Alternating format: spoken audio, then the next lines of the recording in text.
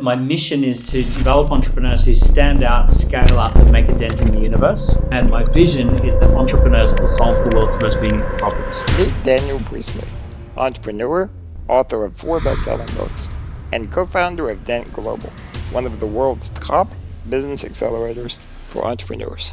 In this episode, Daniel talks about the ridiculously simple strategy he used to generate thousands of leads and millions of dollars of sales. We generated 90,000 leads and about $20 million worth of sales over a few years off that one strategy. How he went from speaking to crowds of 500 people to being featured on some of the biggest podcasts in the world with millions of views. I would go on podcasts that would get seen by a few hundred people and be pretty happy with that. And then suddenly people are saying, come onto our podcast with millions of views. His counterintuitive approach to building teams for startups. It's the rebels and the misfits who get it all done. That's who built all the companies we love. And the secret way to launch a business that's so good, even Daniel didn't want to share it. We can't share this. It's too good.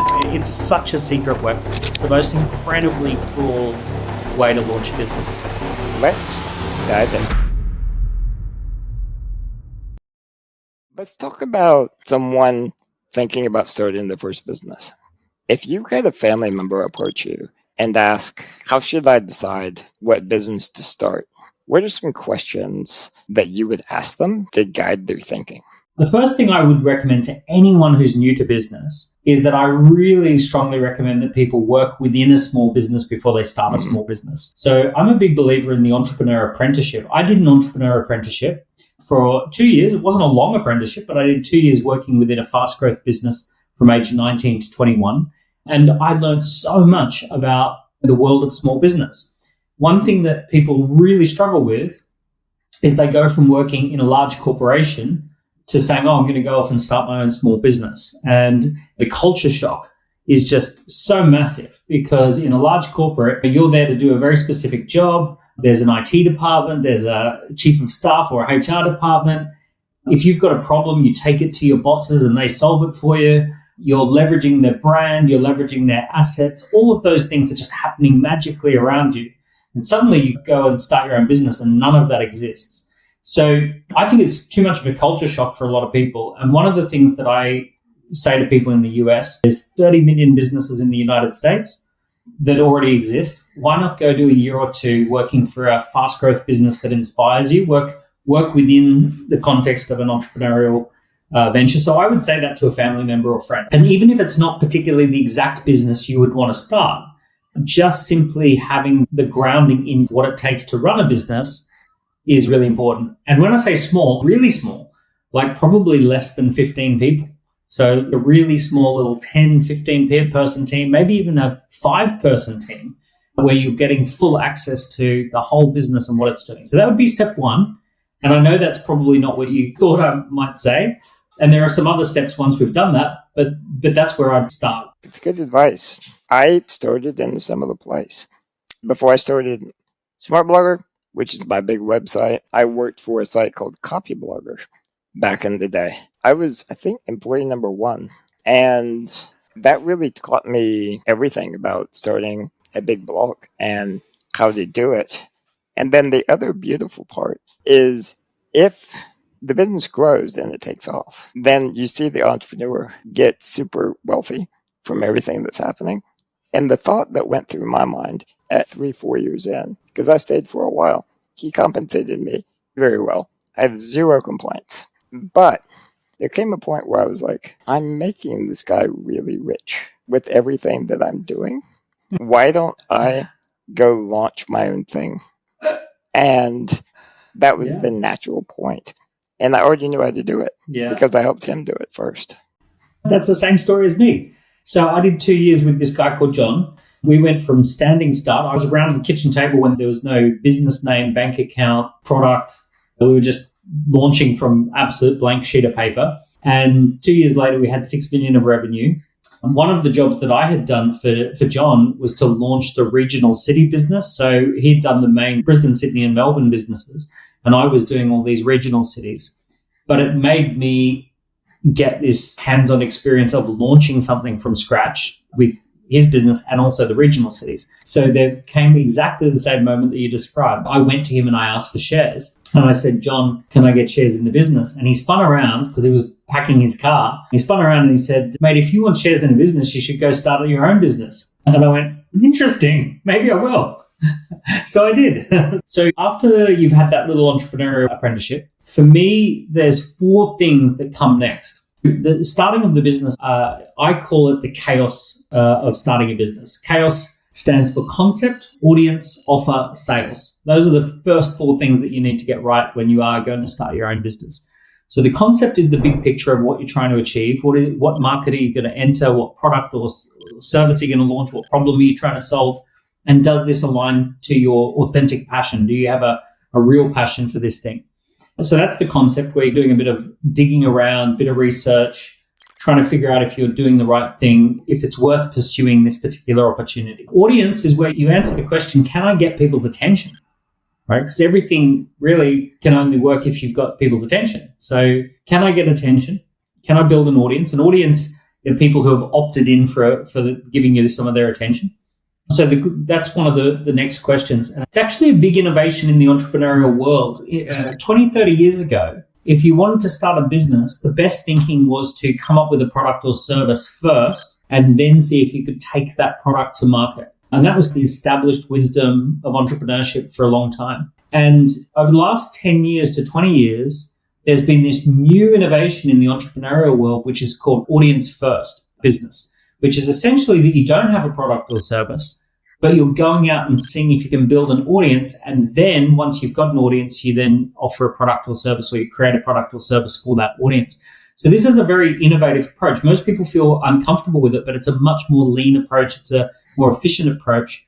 So you have to know what the concept is. Let's say you're going to launch a new legal service for coffee shops to manage their employees or something like that.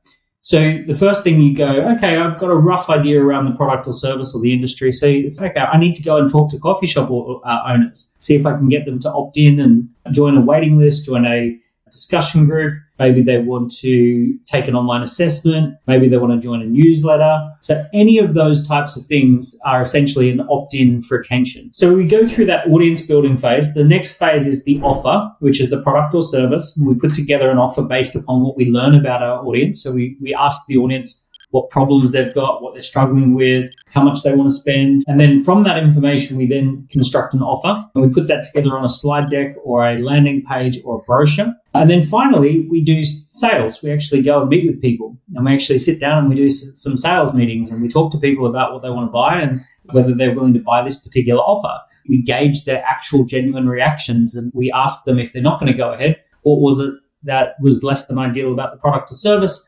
And if they do go ahead, obviously, we're getting very positive signals for the business.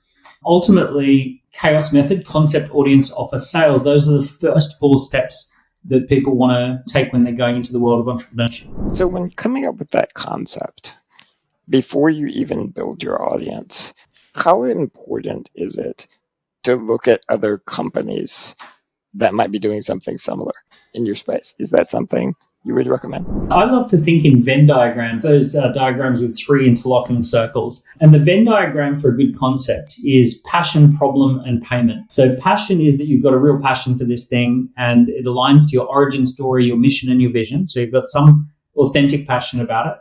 Problem is that you've identified a problem that people want to solve and that it's costing them time, energy, effort, or money, or it's causing frustrations and they wish there was something there. And payment is that the market that you're serving has money to throw at the problem and there's enough of them that it would stack up to a big enough business. So you say, okay, this problem is worth $1,000 to solve and there's hundreds of thousands of those people. Okay, that's a pretty good place to start. So I always start with that Venn diagram: passion, problem that we're solving, and is there money in the market? And I do love to go and look for some archetypal businesses to model. So I like to go and say, what kind of businesses do I like to model? But there's a little bit of a trick to this that is a bit counterintuitive. I love to go looking at businesses that are not in the industry that I want to be in, because I want to show up as different, because I want to show up as unique, and because I assume that maybe no one's serving this problem or this need. I love to go looking at deeply adjacent businesses. And I'll give you a strange example. When I was launching an entrepreneur accelerator in London, I went and had a look at Les Miserables, the stage show, and I said, I want to know, how are they running this in multiple cities all over the world? How are they marketing it? What's the experience like? And I actually borrowed a lot of the elements from Les Mis and I put them into my entrepreneur accelerator. The way that I did my brochures, for example, the way that I cast 5 key roles who are going to take the stage and who are going to be the main characters of my entrepreneur accelerator. So I was actually learning from something that was very different from an entrepreneur accelerator, but I was stealing these elements that I liked from Les Mis. And I'm a big fan that you should copy, but copy in a way that no one can tell you're copying, because you're copying from someone who's quite different. That's a really counterintuitive approach. I think what most people do is they'll go look at the market leader, or they'll go look at the company closest to them. But that leaves out a wide range of successful business models that may be more innovative in other industries, from what you're saying. And there's a lot to learn from that. One of the characteristics I've noticed of successful entrepreneurs is they have these 2 mental processes. One of them is really listening to customers, thinking about pain points, all of those things. The other is they're intensely curious about other people's businesses and how they work. And they're always learning and asking questions about successful businesses. And I think it's when all of that comes together in an entrepreneur's mind, that's where a lot of the best business ideas are born. It's true. We're all secretly business geeks as well as like geeks for what we do. I can't tell your age, but I bet you probably were inspired by Steve Jobs. And there was this moment in time where Steve took us all on a journey, and Apple was dead and buried. It was over. Microsoft had won, and Steve came back from Pixar, and he was interim CEO, and he took over, and we watched him resurrect this thing. And we watched him launch the new Macintosh, and then we watched him do the iPod, and then we watched him do the iPhone, and then we watched him do the iPad. And it was just an exhilarating ride to go on. And I think every entrepreneur at that time just could not wait for the next Steve Jobs thing to happen, because it was inspiring all of us, no matter what business or industry we're in. We were all getting inspired by that story. I don't know whether that was you or was it just me? It's both of us for sure. Although in your case, I was going to ask, so your accelerator is Dent Global. Did Dent come from Steve Jobs making a dent in the universe? Of course it did. Yeah, there you go. Yeah, of course it did. So when he passed away, I was deeply moved. He had inspired me in many different ways, and I had a company brand called Intrivo, and it stood for Entrepreneur Revolution. It was a contraction of the words Entrepreneur Revolution, and no one could say it, spell it, or remember Intrivo, right? It was a terrible brand name. And some of our top clients would call us Entrevo. Some of our clients were spelling it with an I, Intrivo, and it just wasn't working. And I remember when Steve passed, I was talking to my good friend Glenn, my co-founder Glenn, and saying, one day I would love to have a company called Dent. And it's inspired by make a dent in the universe. If we're going to be here being entrepreneurs, why not try to make a dent in the universe? And it's that great quote from Steve Jobs in the Playboy magazine, where he said, we're here to make a dent. And Glenn said, why don't we just change the name? Intrivo's not working for us. Why don't we just make Dent the company now? And then we rebranded, renamed the company, and we've loved it ever since. So another thing that Steve Jobs was really known for is he was a master at jumping on the right trend at the right time. What role do you think trends play for most entrepreneurs when they're just getting started? Should they pay attention? Should they ignore it? If you're going to create something that is a massive unicorn success that's going to be worth hundreds of millions or billions, you probably need to be riding on the coattails of a trend. But that's the really fast unicorn approach. For example, in 2010, it became obvious that the mobile first app first was the next big thing. Anyone who was going to create something on mobile and apps, that was going to be huge. There was a period around that time where anything cloud-based, where you could move things over to the cloud, that was going to be a massive trend. Social media, right? There was the Barack Obama 2008 election where he was very active on social media, and it was the first time a president or a presidential candidate had been active on Twitter and YouTube and all of this sort of stuff. And we went, oh, this social media thing is not a toy. This is going to be big. So sometimes you see these trends, but realistically, for anyone who wants to build a successful six-figure business and have a great income and travel the world and not worry too much and have a lot of fun, freedom, and flexibility, you don't have to be on a massive trend. You can be in a tiny little micro niche these days, and you can be making maybe a 6 or even a 7-figure business doing something that's micro niche. So I see people helping mums get back into shape after a C-section. I see people who are doing like run your first marathon. I see people who are doing things like helping people become vegan athletes. I see all these micro niches that people go down, and these are not particularly big trends that are happening. They've just identified a particular little community or a tribe that they want to serve, and they go looking after that community and they build something for that community. These businesses typically don't do 10 million plus. They do 6 or 7 figures, but lots of fun, freedom, and flexibility, clients all over the world, little team all over the world, flexible working conditions, making more money than you'd make in a corporate job with total freedom and fun.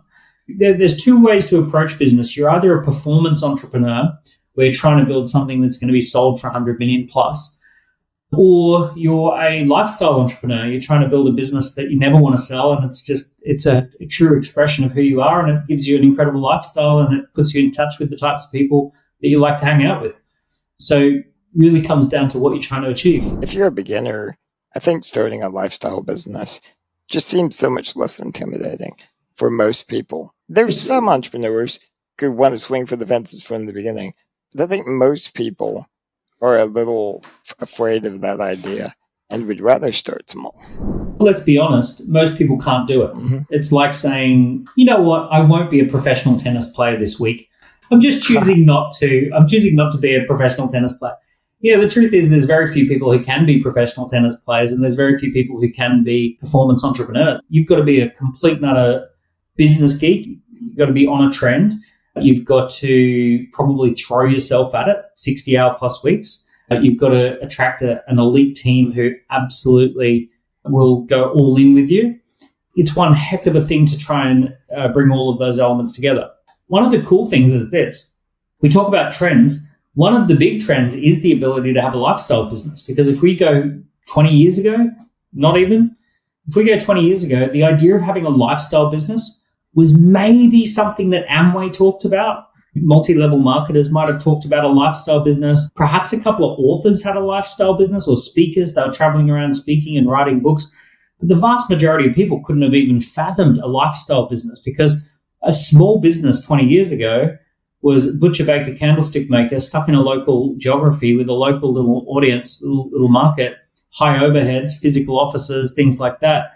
You weren't going to be traveling business class around the world, stopping off at different cities, making sure that your customers are happy, having a whole bunch of automation, having an international brand, having media that just gets watched by millions of people a month. None of that stuff was going to happen if you're a small business. Whereas today, you could easily have a team of less than 10 people and 1 million views a month and be making plenty of money. So this is a big trend. It's a new opportunity. It's an opportunity that hasn't really existed in all of human history, to actually have one of these lifestyle businesses. The beautiful thing for me personally, I've built a couple of different lifestyle businesses now. And now that I've done it, now I have this itch to see if I can do the big thing. And what's beautiful is there's really nothing stopping me.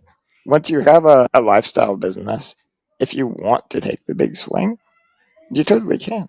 There's really nothing stopping you. And it seems like you've been developing a lot of software lately. Is that what's on your mind too, is to take some bigger swings? Yeah, so exactly that. It's like a property developer who renovates a few homes, and you get the hang of it, and then you think to yourself, maybe I'm going to put up a building, do a 10-story building now. I've got the confidence, I've got the hang of it, I've got a few of the connections. So you get the confidence and you think, I'm going to have a go at something a bit bigger. So yeah, for me personally, I've evolved my entrepreneurial journey. We're building software companies now, and Score App has become an incredible success story. It's just really hit a tipping point in the last few weeks where we were signing up 100 clients a day, which was pretty amazing on its own. Like just having 100 people a day start using your software was pretty incredible. And then it just started going and going. And it's now 350 plus per day signing up at the moment, and it's accelerating. And when you crunch the numbers on that, it's about every 4 or 5 minutes we generate a new client who signs up to our platform. And it's 24/7, around the clock, every 5 minutes, a new person who discovers us somehow and signs up. We've got clients in 152 countries. The business is now worth tens of millions. We've got an amazing team. We bootstrapped most of the way. We had a few little bits of angel investors come on board, but mostly for their influence more than their money. And yeah, it's pretty exciting. Like it is exciting. All of the foundations of building lifestyle businesses in the past have now given me the confidence to go and build something that is probably going to be a good home run. So let's talk about exactly what a scorecard is, how it fits in. Let's go back to the chaos example. You have your concept, you have your audience. How would a scorecard or a waiting list fit into what you would maybe do next if you were launching a product? Let me walk you through the chaos journey that I went through with that business. So in the 20-teens, I was running events all over the world and I was living on airplanes, and that was great while I was single, bachelor, but having a little baby, that was not going to fly. And I wanted to find a different way of generating leads and generating customers. So I set up this online assessment that people could take called the Key Person of Influence Assessment. And that became our primary lead generator. We generated 90,000 leads and about $20 million worth of sales over a few years off that one strategy. And I built that with an IT agency called So Technology, and we'd had to build it from scratch, and it cost about £12,000, so about $15,000. But it was such a great thing. And everyone kept asking me, how do I build one of those assessments for my business? I was talking to a few people and helping them set up. And I started talking to my now co-founder, Steve, who was So Technology. And I said, we should build a platform around this. This should exist as a platform. We now know how to do it. So we basically started putting our feelers out for the audience. And I literally sent 1,000 direct messages on social media saying, over the last 5 years, I've been using an online quiz assessment to generate business. It's been really one of our most successful marketing activities. Would you like to learn about that and learn what we've learned about how that campaign works? Just join us for some introduction events, and we'll put on a little boardroom and a bit of a 20, 30 people workshop. So we just tried and tested to see if we could get an audience of people interested in having an online assessment. We didn't have a software platform at that point. We just simply said, we're going to show you how the thinking is behind it. So we ran a series of these little workshops in 2019, and essentially we realized that there were certain types of business owners that really resonated with this. And it was anyone who was a consultant or a coach who had something that was intangible, and also anyone who had or would write a book in order to promote their business. So very much consultants, coaches, those types of people. So we ran these workshops, we showed them exactly how to do it, and then we basically said, if you want us to build it for you, it's going to be like £8,000, and we built it on WordPress. We didn't sign up many because it's so expensive, but we had a lot of people say, if the price was lower, we would want that. So it gave us the validation that we could A, build an audience, and B, people essentially saw the value in what we were offering. So then we started building the platform and creating the offer based on talking to people. I did at least 150 one-to-ones where I spoke to entrepreneurs about the quiz and what quiz they would come up with and the concept for their quiz and how they would do it. Did all those one-to-ones, took lots of notes, put all of our learnings into the platform, started building the platform, spoke to some angel investors. They said, hey, we'll kick some money in as well. And then once we had that up and running, we started the process of taking it out to market. But essentially, the concept came from something that I'd already been working on. We then tested the audience and found the right type of perfect customer. We then created the offer and got the offer right, and we showed people on a brochure and we showed people on their slide decks. And then we went out and did 150 sales meetings. And that was essentially how we got going in 2019, 2020. And if you remember 2020, it was quite a disruptive period of time to be launching a business. Starting a business isn't you have a grand unveiling of your product and you spend all this money on ads or any of that. It's really a process of talking with people about your idea, interviewing people, seeing how much interest is real. I recently had a similar experience for one of my new businesses where I created an entire online course by having my team interview me on a 3-hour call. And then they created the entire course without my involvement, created all of the marketing without my involvement, and it made $100,000 opening week. And when I did that, I had a dozen different people come to me and say, how did you do that? How did you remove yourself from the process so much? And then I came back with, if I could have my team do the same thing for you for $20,000, would you do it? And 10 people said yes and deposited the money. So it went from 0 to 20K from nothing. Wow. That's some serious interest, some serious money. Maybe I'd better run with this. And so an entire business, Profitable.me, was born. That is incredible. And yeah, that's how businesses start, right? There's a sentence that I love people to explore. And the sentence is, I did something special with a certain type of person and we got a remarkable result. And your story is exactly one of those stories. And pretty much any time you can talk about a story that fits the description of that sentence, there's almost always a business idea in that. It's a great way to find the seed of a business idea. One of the other things I had to do in this case, and I learned this from you, was I couldn't even accept 10 clients all at one time. So I had to start a waiting list. I think a waiting list is a severely underappreciated asset that any entrepreneur can use. Oh, talk about that a bit. We can't share this. It's too good. It's such a secret weapon. It's the most incredibly cool way to launch a business. I've heard waiting list from Elon Musk. Elon Musk is the master of the waiting list. He says, hey, we're going to do a Cybertruck, join the waiting list. We're going to launch a flamethrower, join the waiting list. Would not surprise me if any day now he says, we're going to take some people to Mars, join the waiting list if you want to go on a one-way trip to Mars. It wouldn't surprise me at all because he's the master of the waiting list. So a waiting list is just the easiest way to launch a business. Essentially, you come up with any business idea and you just outline the concept, outline what it is that you're going to be doing.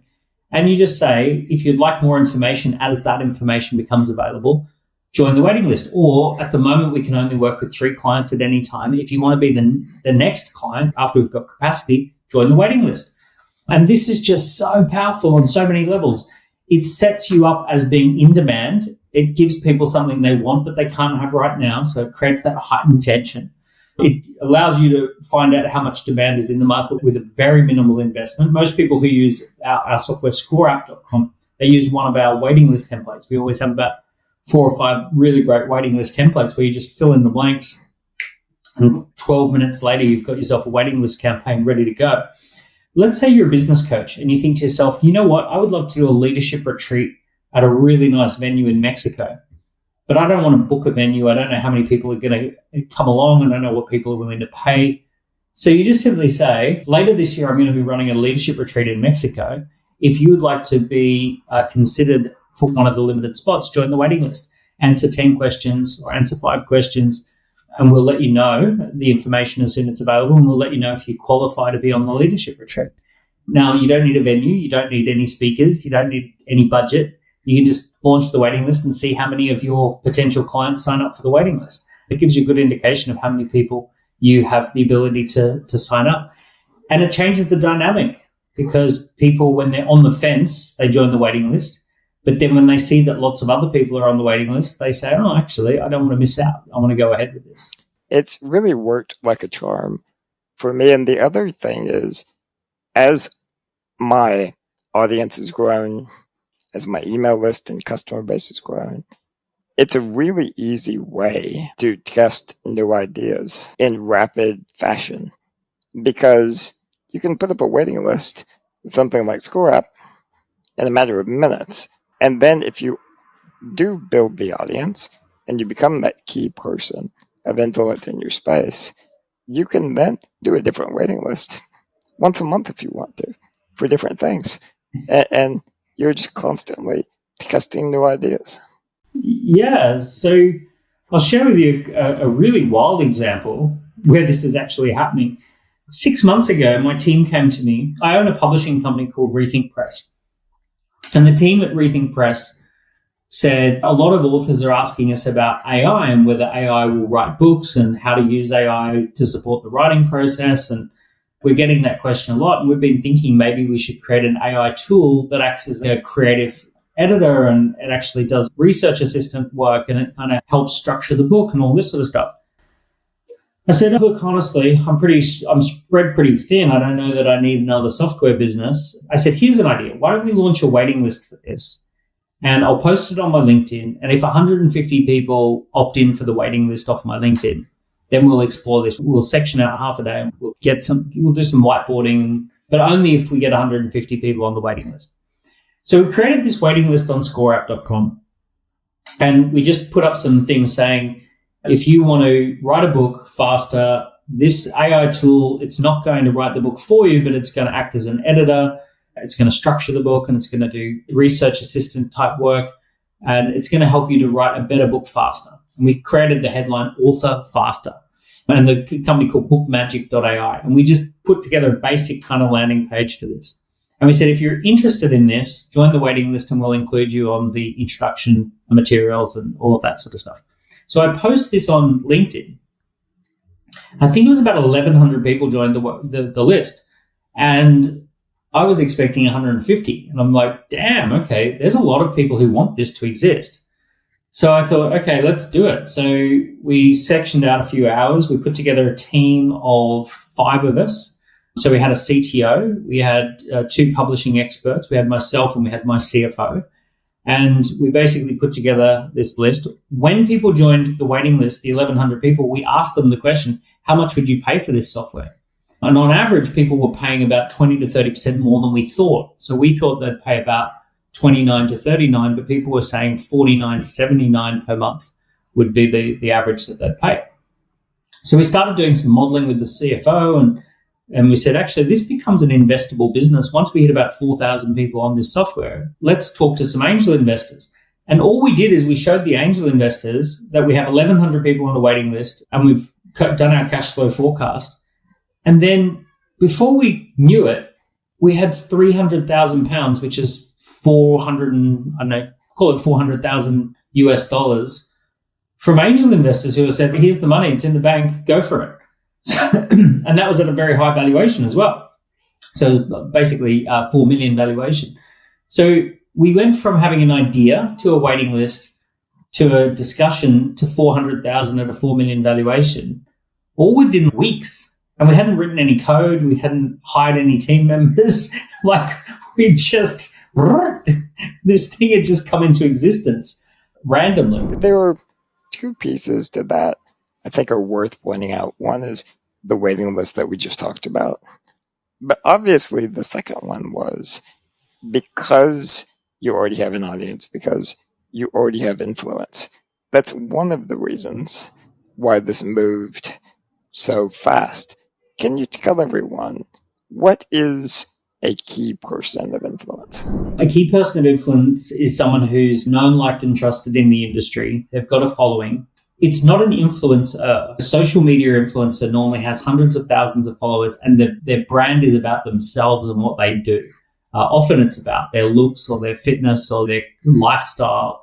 So we understand influencers on social media, and I'm not suggesting that's what we want to be, but a key person of influence is almost like that lightning rod within an industry that people will gather around. And they think, oh yeah, you're well known in the industry, or I know you've worked on some interesting projects. You've published some interesting blogs or articles. So it's that person who's putting themselves out there a bit more than most. They're often publishing every week on blogging platforms or social media platforms. Their thought leadership is about an industry. They typically have some sort of a specialty that they're focused on. So for example, I know a financial planner who specializes in working with farming rural families who want to prepare for the next 2 generations handing over their family farm to the grandkids. And this person is a real specialist in financial planning for rural farming families. So they often have that particular kind of focus that they're known for, that specialty. And they've built that personal brand within their industries. I've been recently following your work. You're definitely a key person of influence. You put yourself out there. People are following your story. They're following your thought leadership. So that would be a great example. Often they publish books as well. They almost always have a book. Having a book is definitely the conventional way of beginning to establish yourself as a key person of influence. It's not necessarily about the size of your social following. It's really about how many people have really invested the time into what you're doing. And the book for a long time has been a way of doing that. Do you think a book is still as relevant today as maybe it was 10 or 20 years ago? Or has that changed? 10 or 20 years ago, you had to be published by a major publisher to have a book. So it was very hard to get a book. Today, a book still means that you've dedicated yourself, you've leaned in to your industry. If I've never read your book, but I know you've written a book, it means that I know that you care enough about what you do. It's almost like a declaration of permanence. It's like I'm saying, I'm not going away from this space, right? I've invested the time, effort, and energy to do the research and publish a book. So I'm not going to be running off to the next thing. I'm here for the long haul. So it says something about who you are. Now, the truth about a book is that in today's extremely busy world, very few people will buy your book, right? The vast majority of people who will get your book will be given a copy. So you need to think of a book as something that you give away 1,000 copies per year. And it's like buying someone a cup of coffee and having a first meeting with them. You send out 1,000 copies of the book to meet people. A lot of people won't invest the time to read it, but they know you wrote it. And one of the big things that a book will do is it will get you on the big platforms. It almost never happens that someone is a speaker on a stage or a guest on a podcast if they haven't written a book. So even if the promoter or the podcaster hasn't actually read the book, it's the ticket on to the platform. You're a great example of that. You've written multiple books that are very successful by anyone's standards. And you've also been on a lot of the big podcasts lately. How did that come about? Was it something that just happened over time in the book and one interview led to another? Because I think podcast interviews are becoming another way of becoming one of those key people of influence. Definitely. How did that happen for you? So there was a 10-year period where I was having babies and writing books. So through my 30s, every couple of years I was having a baby and a book. I've got 3 kids and I've got 5 books. And they all arrived within a 10-year period. So I was prolifically producing. I actually thought that that chapter of my life had plateaued. I put all these books out. I was speaking on big stages. Prior to COVID, I was in front of 500 people every week and invited to do all this stuff. And it was all around the books. And it hit a little bit of a plateau. I'd taken my focus off of books and speaking and had put it on software businesses. And then one day, I get this message on Twitter and it says, there's this YouTuber called Ali Abdaal, and he's talking about your book on one of his videos, and it's got 150,000 views. And I'm like, oh, okay, cool. I drop him a message and I say, hey, I see that you've been talking about my book. And he flips out. He's, oh my goodness, I love your book. Can I invite you on my show? So sure, of course. I go on the show and this episode gets 1.6 million views. And he says, do you want to come back and do episode 2? And I'm like, well, of course, 1.9 million views. Okay, great. And then at around the same time, a guy called Chris Do gets a copy of my book. You got to understand, by the way, these books that they're reading, I wrote these 10 years earlier. I've been out there talking about this stuff for a long time. I wasn't expecting some massive breakthrough moment to just suddenly emerge. But basically, Chris Do comes along. He puts out a podcast with me for another 100,000 views. And then recently, I get a message on Instagram from Stephen Bartlett. And he says, I'm a really big fan of your stuff. I saw you on Ali Abdaal's podcast and I've bought your books. Would you like to come on Diary of a CEO, which is like one of the top 10 biggest podcasts in the world?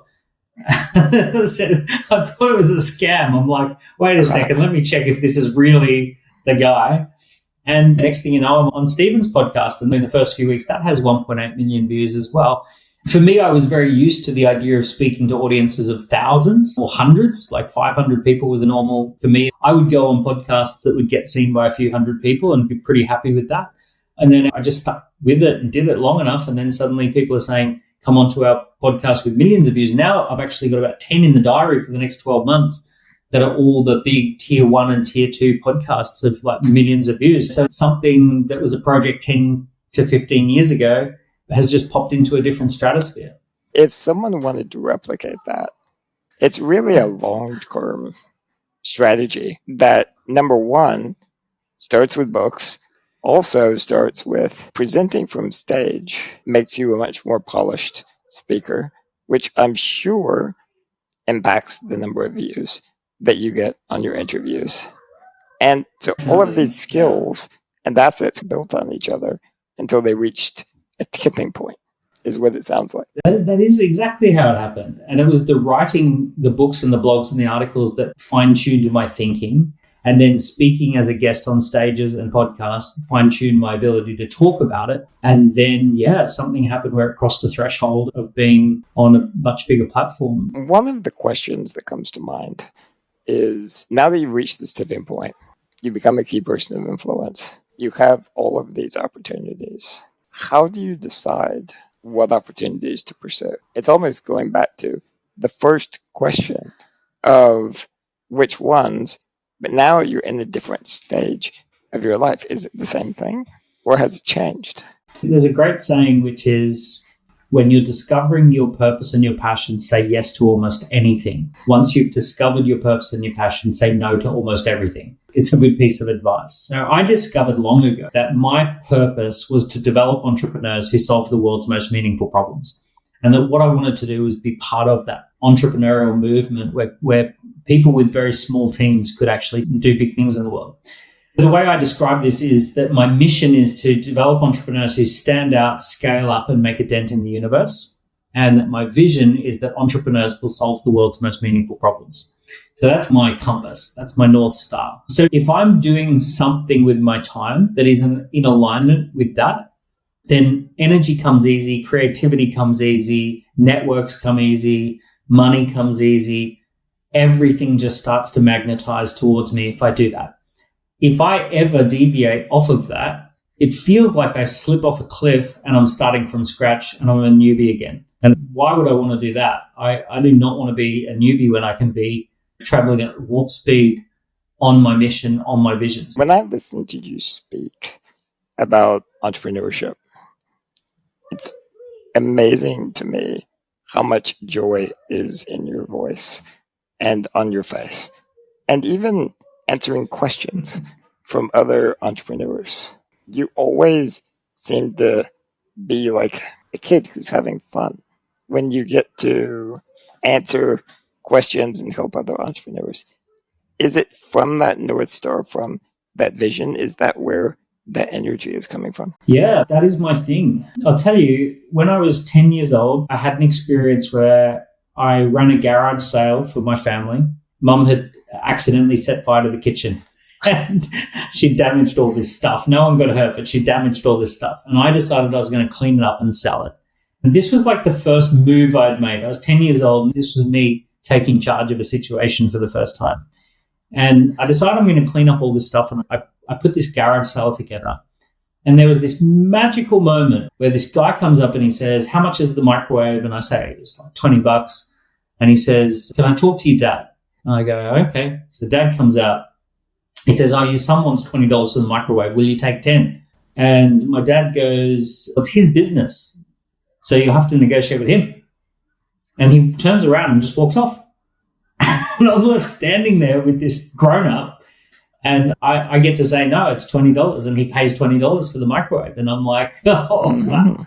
But I remember this feeling of what it felt like as a 10-year-old to create a business, to be empowered to make my own decisions around pricing, to turn a bad thing into a good thing, to turn this little house fire where everything got damaged into a good, cool thing, right, that made money. So I turned a negative experience into a positive experience through this thing called entrepreneurship. And it was one of those very first formational kind of moments that made me feel, wow, okay, I'm getting a sense of empowerment from all of this.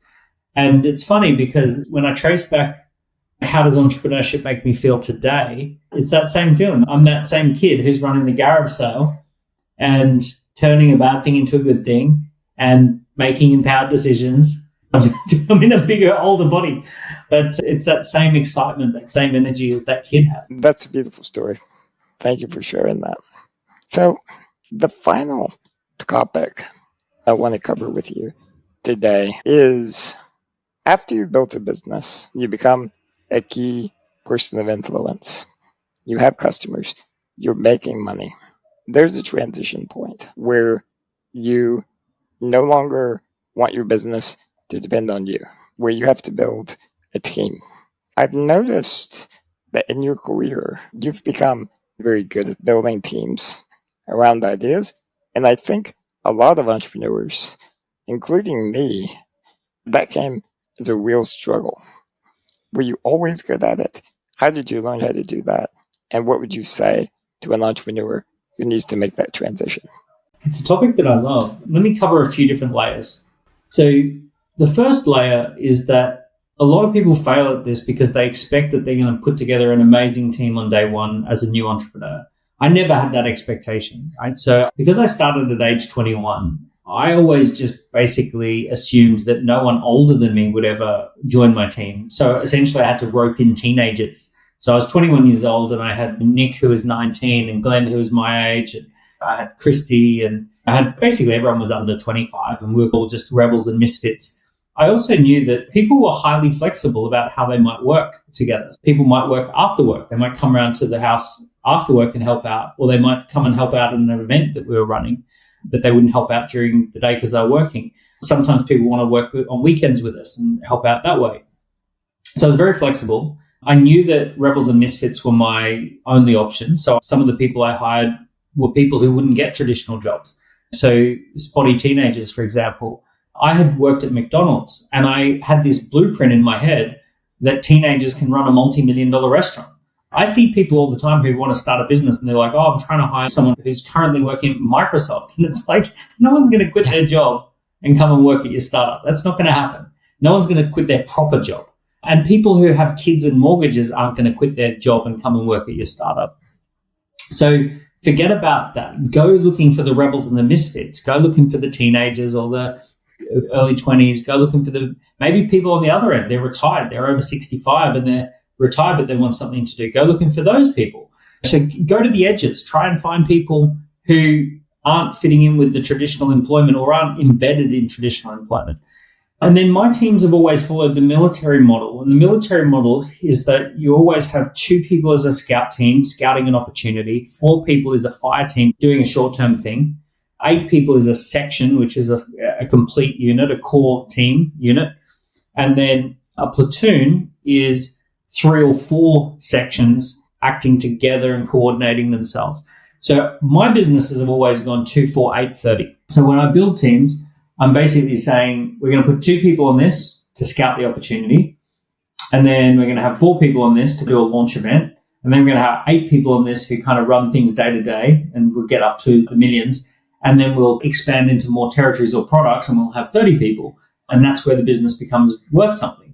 So I go 2, 4, 8, 30, just like the military does, right? I always think that if the military have figured something out, don't try and figure it out, because they've probably spent 300 years figuring it out and they've explored every other way you could do it. There's an entrepreneur that I spoke to 6 months ago who was trying to hire a quote-unquote COO, and they were budgeting $140,000 for a COO, and they couldn't attract a COO to this little business.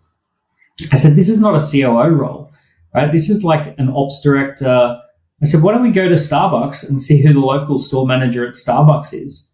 And see if we can get someone who can run a Starbucks or a pub or something like that. You know, that person can run your business. We ended up getting someone who was running a pub, and that person's now running a multi-million-pound business that has nothing to do with hospitality, and they're not 140,000, right? They're less than half that.